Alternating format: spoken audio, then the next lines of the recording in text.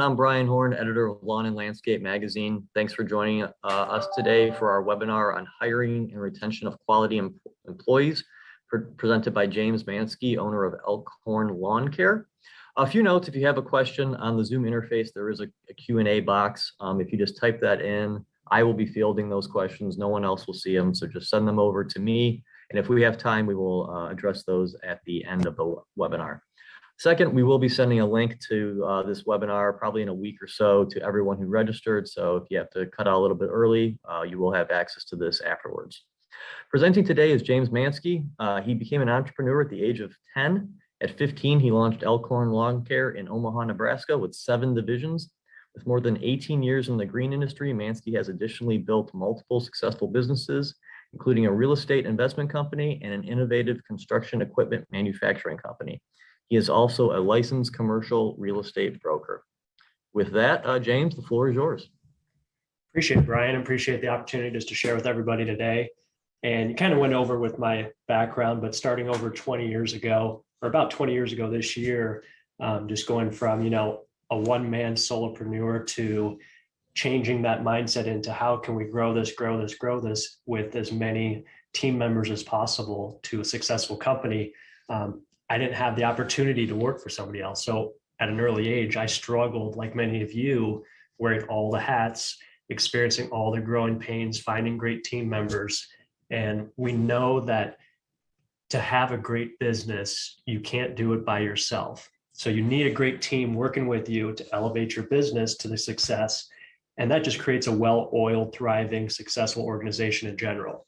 So today we're going to go over just building your power team, what you need to know, what you can implement now, and what you can do if you're just starting out, or whether you are a seasoned professional that's been in the industry for 20 plus years as well. There's a lot of things, especially nowadays, that we can do to improve our business practices. So with that being said, I want to start off just with some of the stats going on in the industry and in the country as a whole. So there are 6.3 million unemployed people as of last month.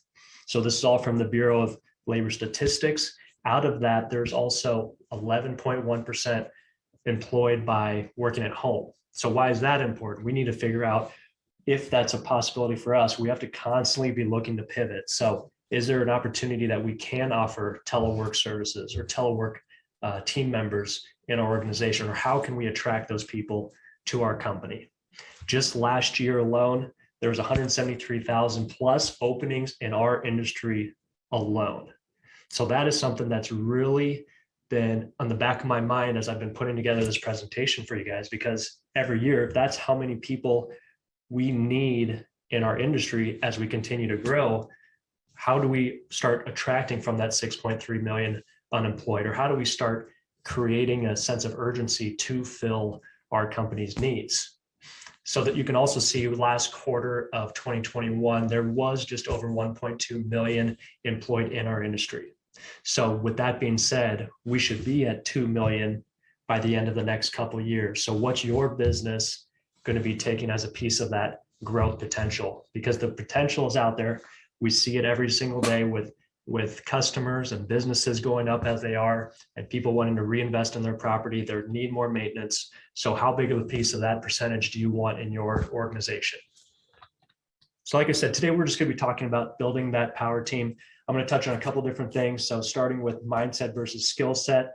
A good mentor friend of mine, Ron Carson, which has built a massive business. He always told me early on that if somebody has a great attitude, I can teach them anything. But if they have a terrible attitude, I can't teach them anything. So this is where I think it has to start with building your team, that the best skill set may not always be the best thing for you and your business. You have to have the great attitude first, right? That is what is key, because you can teach the best person with a great attitude anything, and to help them continue to bring that good attitude into your organization. By doing so, that's going to build up the culture. You need to make it fun. You need to make it a place of success. You need to have growth potential for your team members. And that is something that we continue to do every single year as business owners, but you have to focus on the inclusion and positive environment for every member of your organization. And we're going to go into the mission, vision, core values next. which I think is a very important part of your business. If you haven't done this yet, or if you need to revise it, I mean, this is something we just revised in the last year as well. So the mission, vision, core values, this is like the blueprint of your company, right? So the mission we're going to start with, that's your company's purpose. It's your why. This is how you service your customers. It's who you are, what you want to be known for in the community, in the industry, in the region. This is your main purpose. So you want to utilize this for marketing to your ideal customers, your clients, and just get the word out there. This is who you are, why people should be working with you. The vision is clarity of where you're going, of course. So this is going to tie in to your major 10-year goal. So this is what you can show to all of your team members of, hey, here's where we are now. Here's where we're going to go in 10 years. This is what we're going to be, or you want to be a part of this big vision, this big, massive goal. This is going to define where we're going to go, how we're going to do it, and make sure that everybody's on the same page. Excuse me. The core values, this is something that has to be implemented, especially with team members. These are your valued qualities. It's your internal, external strengths, right? So this is what you are going to be implementing with your team members of understanding expectations, their actions. You want to utilize this for hiring posts, like on Indeed and other sites. It's also going to be used for reviews and terminations. So when you sit down for reviews, okay, here's our core values. Which one did you think you did the best at? Which one do you think that you needed to work on, or you might not have had as great of an impact with or utilized as much? Let them tell you the question, or let them answer those questions. That's going to also help you just build reliability and accountability in your organization. Everybody knows what the core values are to get to that big vision, that big goal. So to put those in place, that is a very important thing. This should be everywhere in your office, in your warehouse, wherever it should be, on your website. People need to know what your mission, your vision, and your core values are, because this defines you. This is the backbone of your company. So with that, I'm going to go into avenues to building your team. So we all know there's a bunch of different avenues, right? Online, there's the Indeed, the Craigslist, the Monster.com, the ZipRecruiter. The possibilities are endless. It's different per region. So whatever is good in your region, stick to. For us, it's Indeed, and that's what I'm going to be talking about a little bit more next. But this is something that you don't have to physically be calling or posting all the time. It's living out there. It's open for people to see about your company. And that's what is most important for people whenever they are scrolling through, seeking out different opportunities. There's also different in-person avenues to build the team. So referrals are a huge part of our expansion of our company. So I'm going to touch on that in a little bit as well. But even networking, who are you going to the gym and seeing? You know, if there's job fairs, if there's local high school fairs, if there's college career fairs, we need to be able to show people that our industry isn't just a blue collar, that people can make 40, 50, 60, 70 plus $1,000 a year in our industry. And how do they do that? So we need to start putting those visions in their mind of how we can get to there. What's the opportunity? Because a lot of people don't know. Everybody doesn't know what they don't know. And that's what we're here to share, is how do we get that information to as many people to build successful companies. So like I said, I'm going to talk more about the Indeed and the opportunity with that, because that's what is in our area the biggest avenue for recruiting and bringing on new team members. So what a lot of people don't know with Indeed is that there is a company snapshot section of Indeed. You can go on the top left, it'll show company reviews, and you can search anybody. So once you go on that, that's going to be the first thing that any candidate looks at. This is where you need to stand out. So you have to fill out a completed company bio. This is where you would put your snapshot, your mission, vision, core values. What makes you different than the lawn or landscape company down the street, right? You also have an opportunity to post company pictures. So do different events, do team outings, do training, show how it's a positive work environment. Open positions can also stay on Indeed, and you don't have to sponsor them. So there is a difference. You can have an open position. Let's say it's the 4 main positions that you're constantly looking to grow into. If it's mowing foreman, mowing crew member, landscape crew member, landscape foreman. You can post those out there to be running 24/7. So when somebody does find your profile, they can easily see that those positions are still open without spending any money on ads, especially if it's the downtime of the year. If it's the winter months, if you don't do as much work in the winter, people can still be looking at that and then turn on the sponsored ads in the spring when you're looking to ramp back up, right? So that's a very good way to show people what's out there, what's your company about. And the last piece of that is the team member reviews. So this is something that potential candidates are going to look at no matter what. What are people that are currently working with you and our past employees have to say about your company? So this is something you can easily do. Ask your team members that have been on Indeed or on these different sites, just write a review about your experiences with us. What do you like? What are you most excited about? That's what's going to build your Indeed bio, your profile to be as robust as possible. That's going to answer a lot of people's questions when they're looking to either work with you or a different company. So that is something that we have implemented. It's been a tremendous help. That is probably our number two way that we have brought in team members outside of referrals. So let's talk about retaining for a little bit. So keeping existing team members engaged, and notice how this whole talk, I'm not saying employees, right? So this is something that a mentor also brought up to me a while back, that the word employee makes it sound like you're on different levels. So as team members, we're all working for one team, for one company. We're all going to one level, one growth, one goal we're trying to achieve. So by saying team members or stakeholders or partners in your company, it brings everybody on the same platform, right?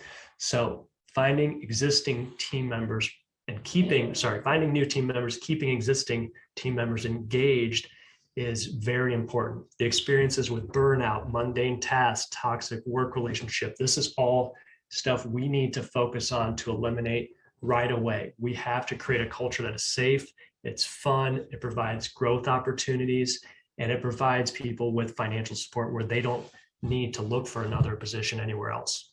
Okay, so at a fun note, a scary note at the bottom is the cost just to replace one team member typically equates to about 4 to 6 weeks of that person's pay. So just know that it would be cheaper to give somebody that raise, that bonus, that comp plan, than to wait 6 weeks, find somebody else, pay that out just for training a new team member.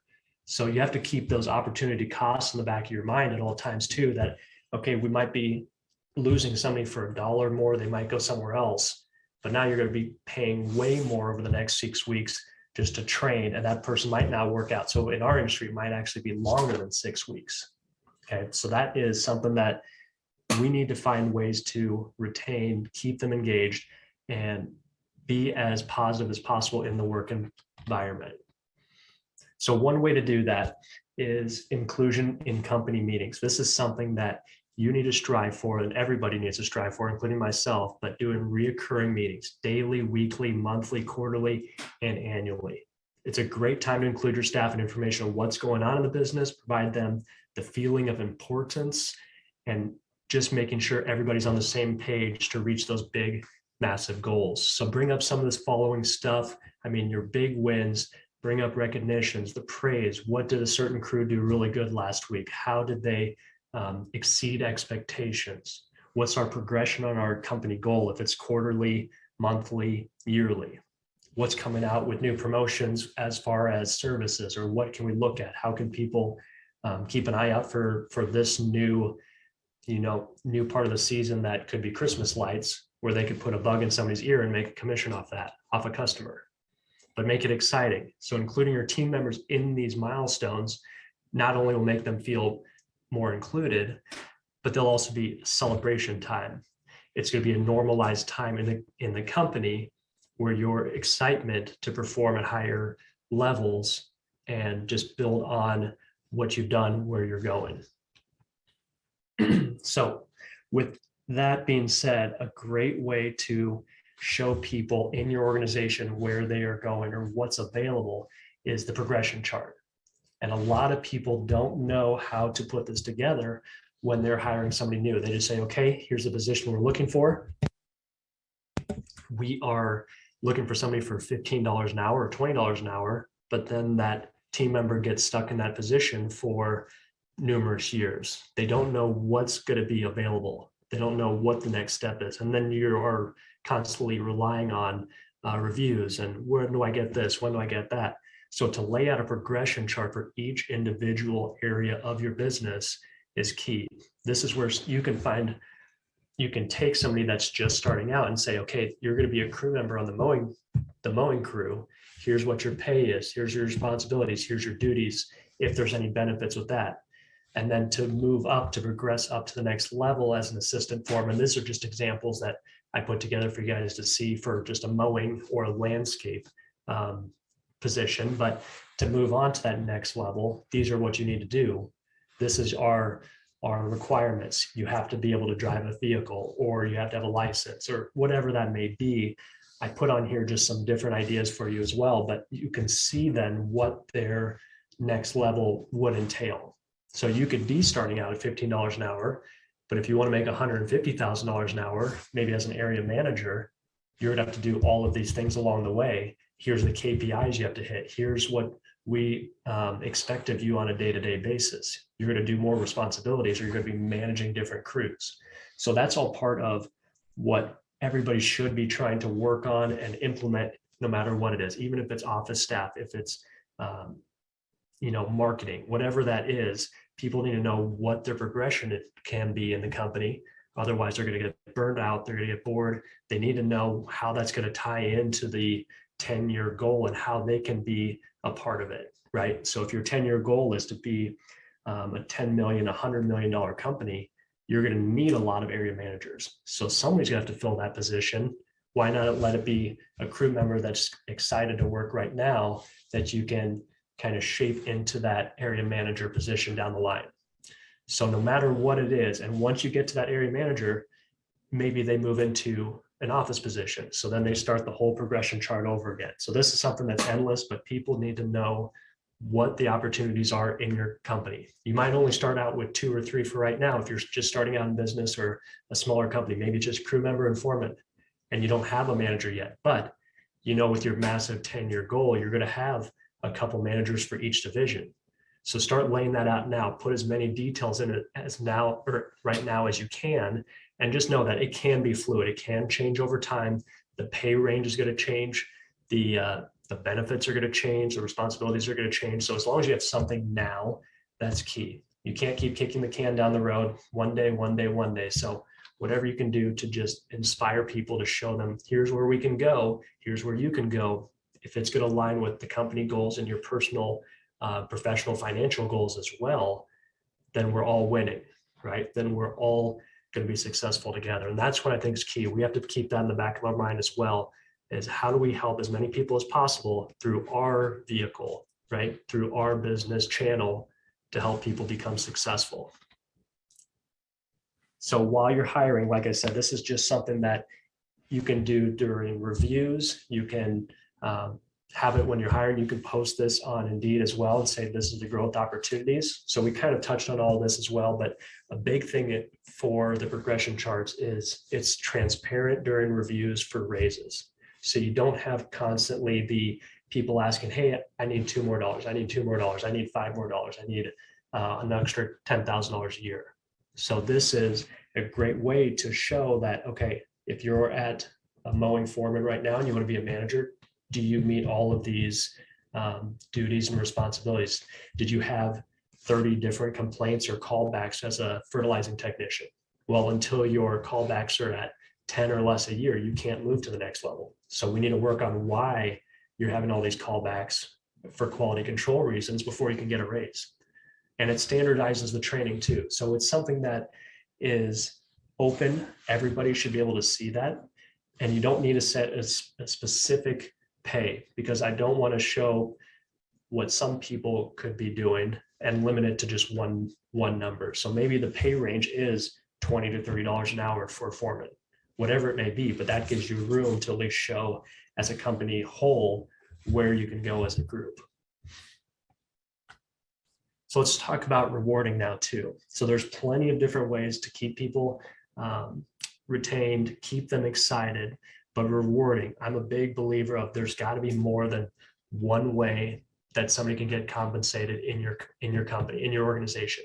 So outside of regular hourly, regular salary, creating those multiple reward programs will also not only increase the culture, increase the drive, but it'll let your all-stars kind of flow to the top. It'll let them find out what they're good at to create new positions as well. So a great thing that we've implemented in the last several years, sales commissions. So anybody that upsells, cross sells, bring on a new customer, we give 5%, no matter what that customer brings in, of that product or service. And that continues year after year. So it's a constant rollover that we pay out quarterly, that if you brought on a new mowing customer and you get 5% of that sale every single quarter, you're going to build on that every single year. So every year, as long as that person is signed up, you're going to make 5% on their services.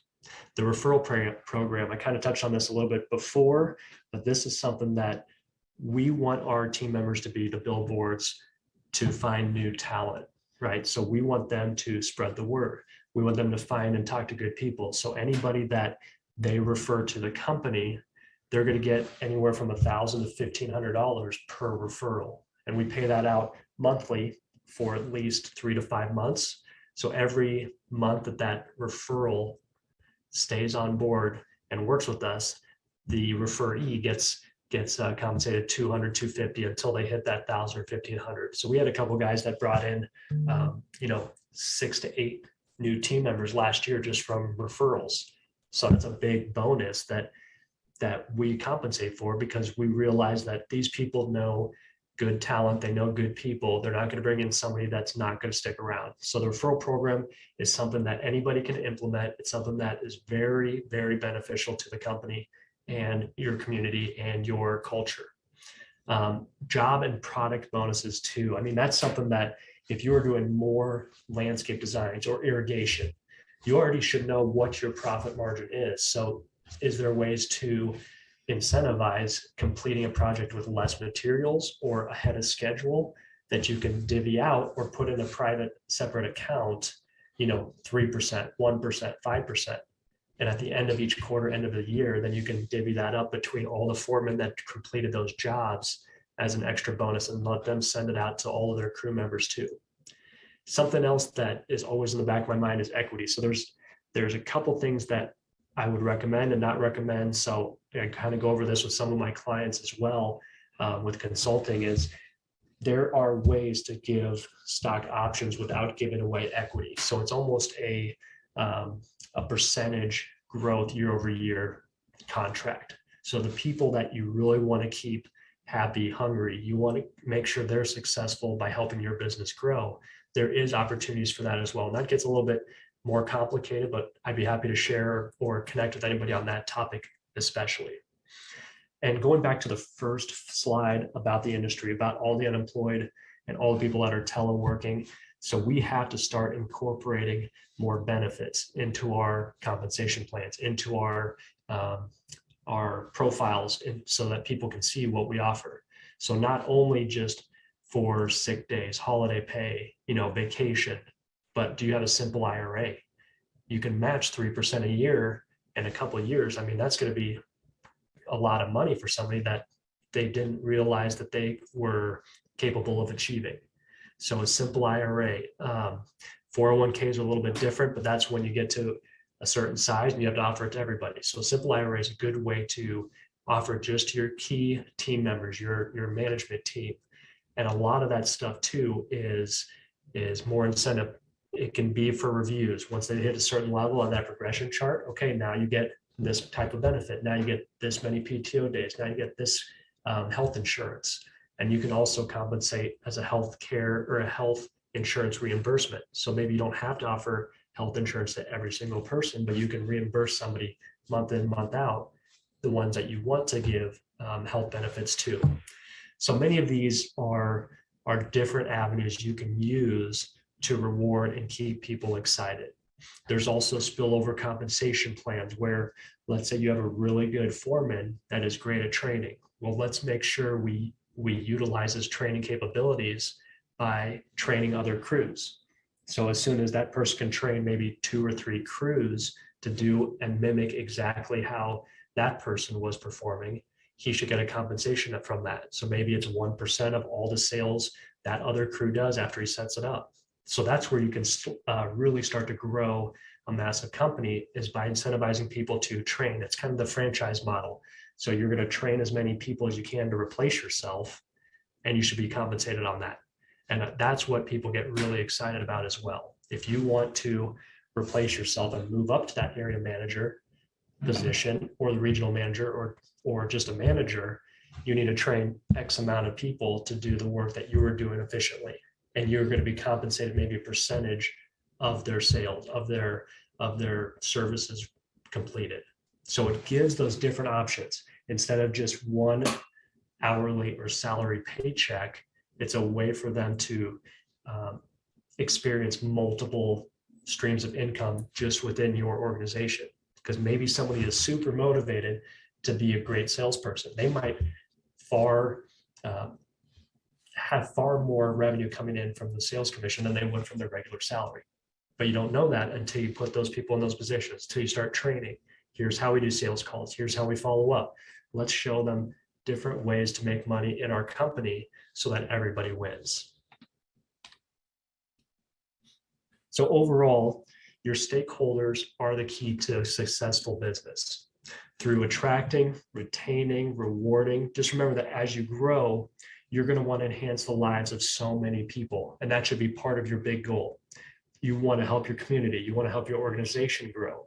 If you truly want to provide for so many people, you have to focus on all of the things we talked about and getting those processes put in place first. Because you have to focus on yourself, your company, and how you can impact so many lives before you start bringing on people on board. Otherwise, if you're at a 50-person company, to roll something like what I've just talked about out is going to be far more difficult than if you had to do this when you had 1 or 2 team members. And I wish I would have known a lot of this early on, because it would have saved tons of headaches, tons of money, and there would have been a lot more progression in the company. So you have to put these processes in place. You have to have these opportunities in place. These are all things that need to be done, especially in the day and age we are in right now, where we are competing against so many other companies, not just in our industry, but we're competing against construction and electricians and home builders and even Fortune 500 companies now that somebody can work from home and make the same or more than what they would make originally in our company. So we need to keep all of those in mind of how we can influence, how we can impact as many lives as we can. And just picture a day when your business runs without you being there. Picture a day when you don't have to wear all the hats anymore and you have a great team that can manage, run, and build your company's growth. And also just picture a day when you've reached a level when you can provide opportunities to hundreds, if not thousands of team members to reach their own personal goals. This is something that needs to be thought of no matter what. How do we help people in our industry? How do we help people get into our industry to make our industry the most profitable, the best industry to work in? And that is going to help us all out as business owners, as managers. And that is what I believe we're all here to do, is just to help as many people as possible. So I appreciate the opportunity speaking with all you guys. If you'd like any more information, my email is at the bottom. I'd be happy to help. You can also get information on my website as well and social media. And I thank you again. Hope you all have a fantastic 2022. I look forward to helping as many people as I can as well. Perfect. Thank you, James. We do have some questions, but we'll save those till the end. Right now, I want to turn it over for a few minutes to our sponsor, Field Routes, and their key account manager, Mark Stewart. Take it away, Mark. Hello, everyone. Thank you so much. James, that was incredible. Our customers are so lucky to hear that insight from you. So thank you very much. Many of you already know me. I was actually one of the first employees here at Field Routes. So many of you have probably spoke to me either in person or at a show. Fortunately for us, we've been helping out the lawn care industry and many other industries for a long time now.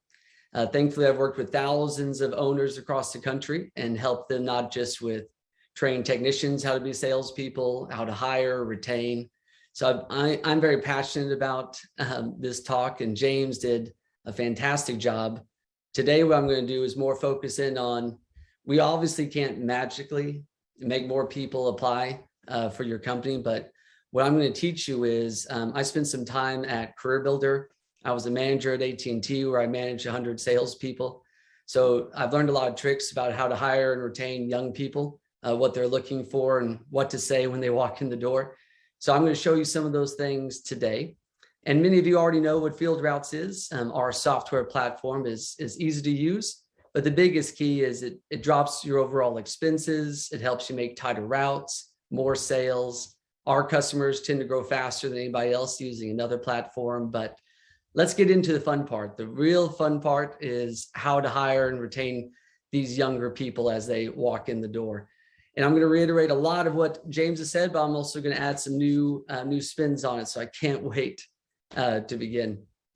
So what I love most is I think we all realize it, that the problem obviously is hiring. I work with a lot of equity companies that really like working with us because our platform makes the company more profitable. But at the end of the day, for you all, the biggest thing is in the past, we all used to compete over customers. And now we all have more customers than we know what to do with. Many people are doing the lawn themselves and they need more help. So there's more opportunity than ever before. So the biggest problem we have is talent.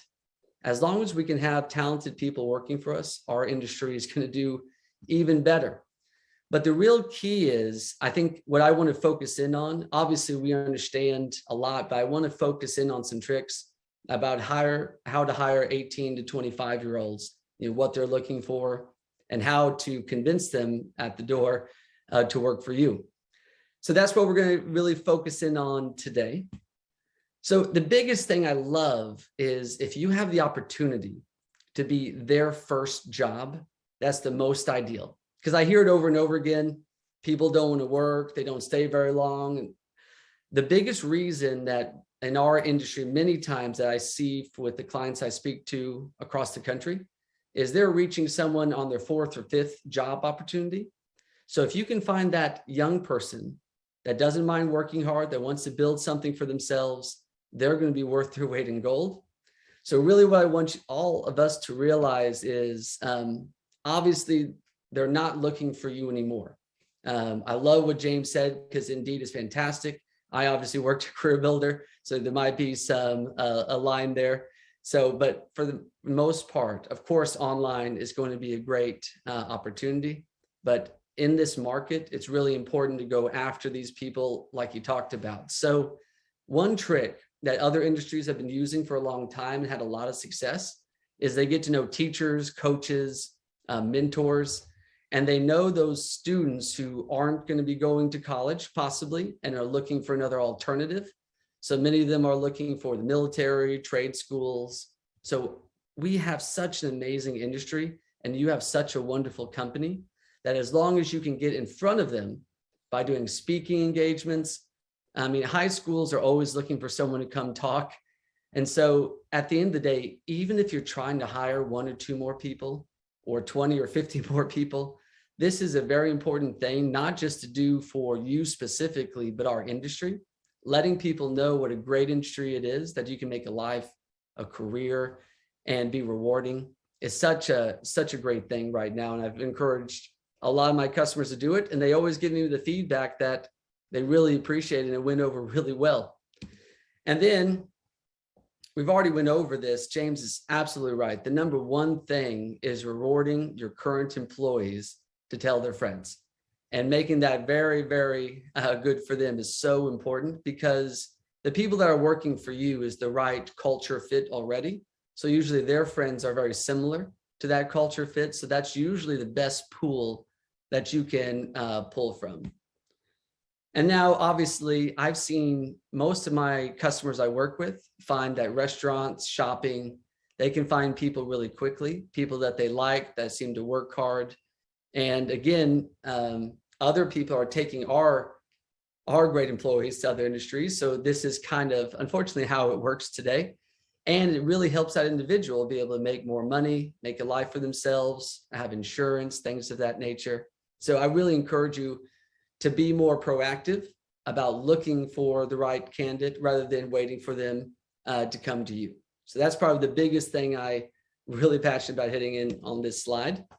Now, the next thing, when they first walk in the door, if you don't have these things, and some of them were already mentioned, you might as well not even interview them, because you really got to have a few key things for these young people to be able to know that this is a good fit for them. So the first thing is, what I find in our industry is many of these people some of them didn't have a great family life.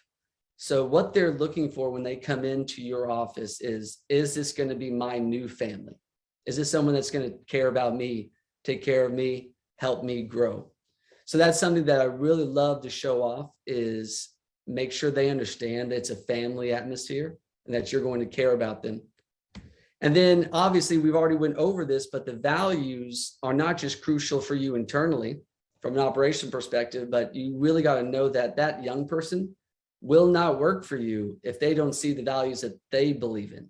So it's very crucial not to make that known so they know and they want to work for you. So many of these companies, what they're doing is they're doing philanthropy projects, they're putting that on social media. So then they know we're doing more than just our business. We're helping out our community, we're helping out the world. Those kind of things make a big difference with these younger people. And then long-term security. So these younger people saw their parents struggle. So maybe they had a good job, they lost their job, they tried to find it, they went through some hard times. That is kind of a recurring story in the whole country, unfortunately. So what I really encourage you to do is when they first walk in the door, talk about the longevity of our industry and how much it's been growing year over year and how it's recession proof and things of that nature. That really makes a big deal when they're thinking, do I want to do this long term? Where am I going with this? So make sure you really hit that home when they first walk in the door, and that's going to help you hire that person. And then like James said, a fun atmosphere is so crucial. Like I've walked into companies that actually have a whole arcade, believe it or not, pool table, the whole thing. And it's funny because it's not just a pool table. It's not just a fun conference room. It's not just fun colors. It's an attitude. So when your managers, the employees like to have fun, what you notice is in the past, what people said, if you're having fun, you're not working. And so that is actually the opposite today. So again, we encourage you to don't think of what we did in the past. It's what we got to do now. So these younger people, they actually work harder when they're having fun. So the key is try to figure out ways to have fun in the workplace. And then obviously these younger people, they don't want just another job. They don't want to go work at a corporate environment where people don't care about them. What they want is a mentor. So I get really excited about this. They want somebody to learn from, someone to help them grow, not just in our industry, but also emotionally and as a man or woman. So this is really crucial to be able to do that, is explain to them that you are going to be their mentor if they come work for you. That's going to be crucial. And then obviously recognition, like we said, I think the hardest thing I find when I meet companies is they get a little bit annoyed is probably a bad word, but annoyed that they have to recognize their young people every day, that they're doing a good job. So that's a little bit of what technology can help do a little bit. But for the most part, we got to kind of change our mindset. So in the past, like when I started off working, I didn't need someone to tell me I did a good job every day. I just did my job and did it to the best of my ability. So what these younger people want is that recognition from you, because they see you as a mother or a father figure. So they want to know, am I doing a good job? So these young people are no longer clock in, clock out employees. What they want to do is they want to make sure you are happy with what they're doing. So it's kind of exciting. I know it's a little bit hard because you have to recognize them every day or very often.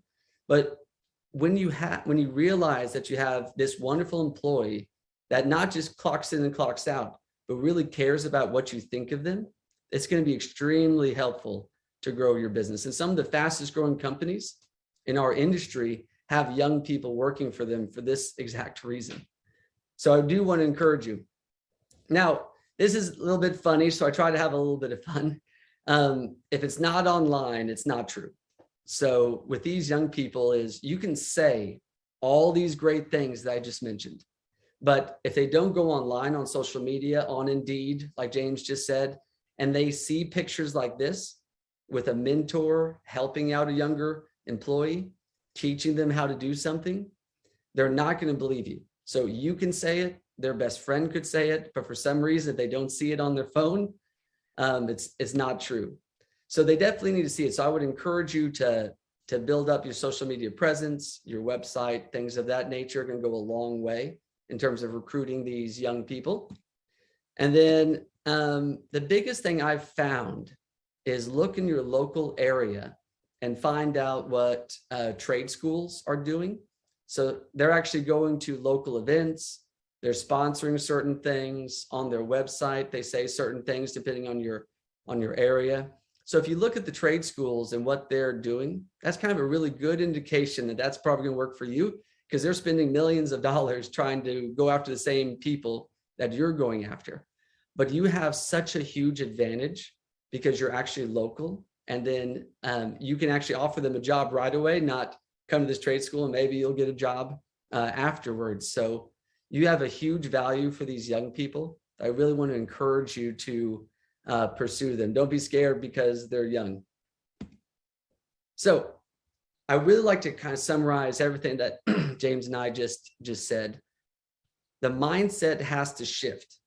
In the past, you interviewed someone like, why should you work for me? Now we need to realize the tables have turned.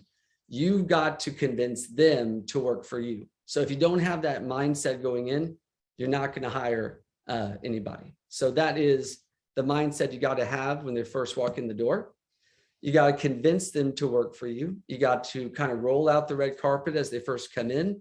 Some people will tell all their employees that are brand new employees coming in for an interview, this is their name, this might be what they look like. So then they're welcomed at the door. They feel like they're part of the family, like right as they come in.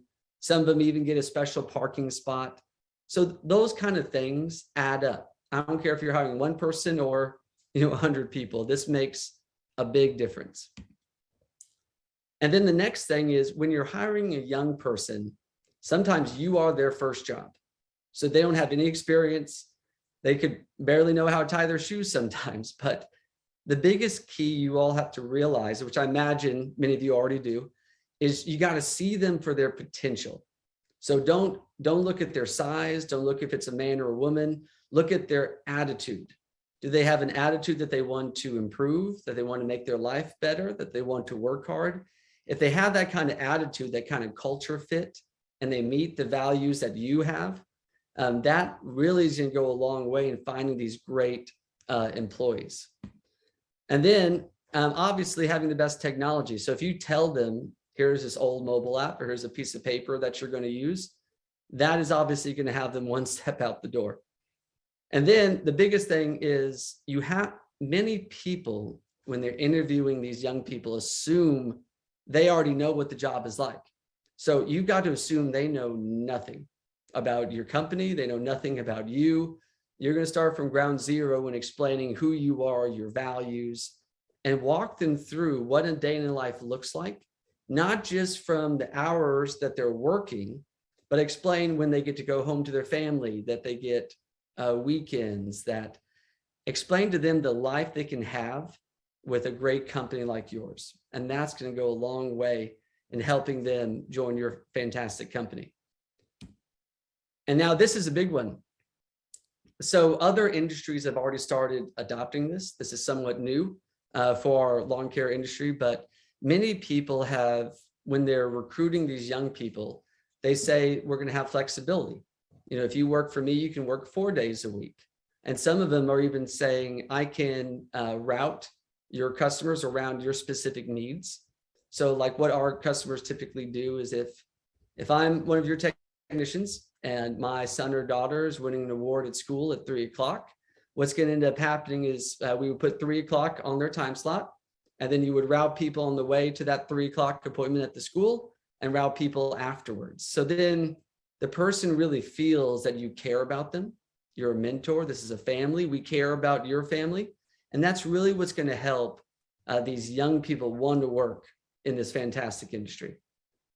Now, I love this because James and I have the exact same thought, except for when you're recruiting these young people, they want to see a path of success. And you're exactly right. You have to line out exactly what you need to do.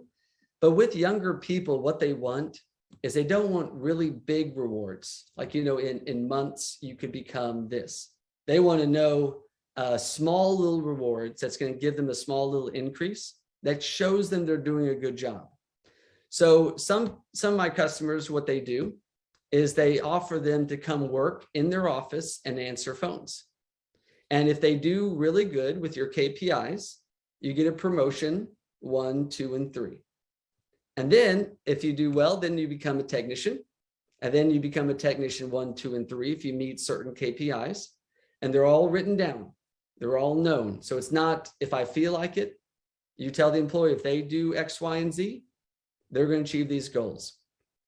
I was listening to Coach Saban one time where he actually told us that I've just heard him online speaking to our company, but he actually told us that there's no I in team, but there is an I in win. So he explained how young people these days, when you talk to them about the team goals, sometimes it's not necessarily hitting home. So it's really important to talk about how are you specifically going to win. So now, obviously, they become a sales technician. So this is somewhat new in the industry, but through technology, they can sell the next door neighbor very easily. And then they become a manager, like we talked about before. But this is the big one. The most interesting thing that I've noticed young employees wanting is to build something for themselves. So you might notice that some of your employees will work with you for a while, and they'll go off and start their own company or go work at somewhere else to earn a little bit more money. So the key is when you first have them in the door, you're going to share this path with them. And at the very end, what I've noticed is people offering at this point, when you met all these KPIs, when you worked with me for years, I'm going to help you open up your own branch with me. So maybe they might go to another city. Maybe they might go far outside of town where you don't service today. And they're going to help build a branch for themselves, but technically they're still working for you. So not only do these people not leave, they want to continue growing, and that just helps you. Now, when they start their own branch, their friends all see the great success that they had, and now they're wanting to start with you because they want to do the same thing. At the end of the day, this is just helping you become more and more successful. So when you offer someone a path that if you come work for me, you're going to start off at this hourly wage, but my job is to mentor you, to coach you, to care about you, to help you become an owner of your own branch one day. And I'm excited for you to do it. So what's the reason why they actually do this is because if you become their mentor, they're going to do all these hard steps. They're going to work really hard because they want to impress you. So that's what is unique about these younger people is they want to do more. They want to build more for themselves. And so when you help them do that, your company's just going to become even bigger, more than you could ever imagine. So the biggest thing I love to hit home is a great technician obviously had a great mentor. I hear from every great company is they have a mentor program within their business. So as long as you're being that mentor, those kids are going to rise to whatever you say they can do. So if you tell them that they're just an hourly employee, they're just going to be an hourly employee. But if you can tell them, hey, if you work hard, you can own your own branch one day, they're going to own their own branch one day under you. And it's going to be fantastic. So as you can tell, I get really excited about this kind of training because I love giving people work. I love our industry. This is probably the best industry I've ever worked in my 20 years of experience, just from the great people, the great owners across the country. Everyone's been so wonderful. So if you do have any questions, please don't hesitate to reach out to me. Or if you want to check out, obviously, our great software. As you can tell, I do a lot more than just our software. I can help companies in a lot of ways, from training, consulting, things of that nature that we end up doing for free because we care about you so much. But thank you for your time, and obviously can't wait to speak with many of you soon. We have time for some questions. I think this is open to both of you. I have heard and witnessed that a lot of younger employees today do not want to work 40 hours. They want a shorter work week making the same amount of pay, and they want their schedule to be more flexible. What are your thoughts on this? Maybe James go first, and then Mark. I was going to turn it over to James first. Yeah, I mean, what Mark touched on is exactly right. I mean, we switched to a 4-day work week for mowing probably 7 years ago, and have had nothing but praise for that. So it's 4/10s and having a 3-day work week, but it was also more for, we get a lot of rain where we're at, right? So Friday was that makeup day. And if anybody wanted to come in, foremen or managers could do the blades, could do all that stuff, or make up some stuff. But by having the 4/10s, giving people a 3-day weekend was probably one of the best things we did in our mowing division. So I would highly recommend looking at those options. It's tougher if you're trying to do, fertilizing or landscape projects or sprinkler projects, because you have to get those done. You can't just leave a customer's house all messy and not completed on a Thursday saying you'll be back Monday. They're going to freak out. So for certain things, it's good. I just implore you to look at different opportunities in your organization that you can do that, or stagger times. Maybe have a Monday through Thursday and have a weekend crew that's in college or high school, like a Friday through Sunday. So your machinery is being used all the time too, instead of just downtime for 3 days a week. That's perfect. And I think what I've noticed is I've heard some mentors say to young people that it's all about goals. So as long as you set proper KPIs and goal setting, with young people, sometimes they forget their overall goal. So they're not doing the right actions to make it to that goal. So sometimes that's a nice way to sit down. Like if you're asking them to do that many stops, or you're asking them to work so many hours, ask them, what is your goal? And if their goal is, I want to make X amount of money, or I want to be at home with my family sooner, say, okay. Then you tell them, this is what I need you to do to meet that goal, that objective.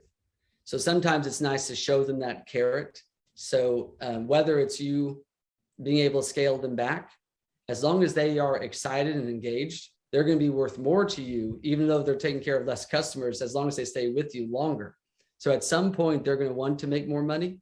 And if they want to make more money, they're going to do more stops for you. So that's the ultimate goal, is teaching them goal setting and how to achieve those goals as a mentor. I'll jump in with my own question. The career ladder, what do you do when they get to the top? James?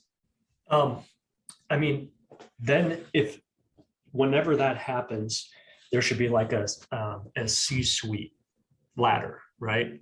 But I don't think that in a lot of people's businesses, they should be looking for those CEO, CFO, CMO, CO. Like that should be when you're 25 million or more, maybe even 50 million or more. Like you don't have to have those, but then you can also do more compensation plans. Maybe if they hit so many KPIs, maybe their percentage of sales commission goes up, or they get more benefits. So there's other stuff you can do on top of just a regular yearly raise. But it just depends, because if that's the case, then the big vision, the 10-year goal probably isn't big enough, right? If it's area manager, why are we only in a one state area? Why isn't there a regional manager then? Let's go to 3 states. Let's go to the Northeast. Let's go to the Southeast. Let's go to the Midwest. Like then we need to build it even bigger to create those other positions. That makes sense. Absolutely. And I want just one more thing to add to that. It's a great problem to have, number one. Right. But the biggest thing that these young people like is experiences. So when you throw a really big party when you make a big deal that, hey, look at what this person just did, they love that recognition. They love that, wow, I did it. You know, I worked really hard and I made it. And then all the other employees say, wow, I want to party. So it's going to help raise everyone else up to that goal, is because you see what a big deal you made out of them. So, but you're right. You just set up new KPIs. James, this one's for you. Have you incorporated diversity, equity, and inclusion strategies to attract and retain great people? You know, we are looking at different equity options, but that's more part of our bigger goal. That's when we start acquiring more businesses that we can have a management company that would train and manage each individual business. And then there'll be equity based off of those. And it's not so much equity, it's going to be like an overflow, kind of like what I talked about. So if the company's making $1 million now, or the net income is 300,000, if you help us take it to the next level, you'll get a percentage of that upside. Okay. So if they go from 1 million to 3 million, and they're going to make a percentage of that for whatever companies we might be acquiring. This one's also to James. Any suggestions on what to show during a job fair? You know, I don't know if they're even doing job fairs anymore. That's the tough thing. So I know when we did one at a local college, this is probably 5+ years ago, that we just went over the culture, kind of like Mark said, with these younger people. They want to see, like, we do bubble ball, like a winter management thing with bubble ball or bowling or laser tag. Like they want to see all that fun stuff as well, but they need to know that they can come out of college or out of high school. Maybe let's say this, they can come out of high school debt free with an opportunity to make 40 grand a year in a year or two, versus going to college and then still getting 30 to 40 grand, or coming out of college and making more than they would have going into whatever field they're in. So showing them that this is what's possible, this is what the industry's growth is, this is where we're going. Do you want to be a part of it? They're outside all the time, or maybe they like to be inside designing. I mean, so just building that vision to people. Okay. We have, this is a bit of a long question. We have posted job hiring posts on Facebook and Instagram with no success. Have you seen this by others? We have asked our team to share the post and do a nice bonus to the employee if somebody would get hired from their shared post. Mark, do you want to go first on that one? Yeah, so a lot of it, the post is just the beginning. It's what kids are doing these days is they research your website, your social media pages. How much did you post? What did you post? What does Glassdoor say about you? They go deep. So it's not just the post that's going to do it. It's having the backbone, the foundation laid.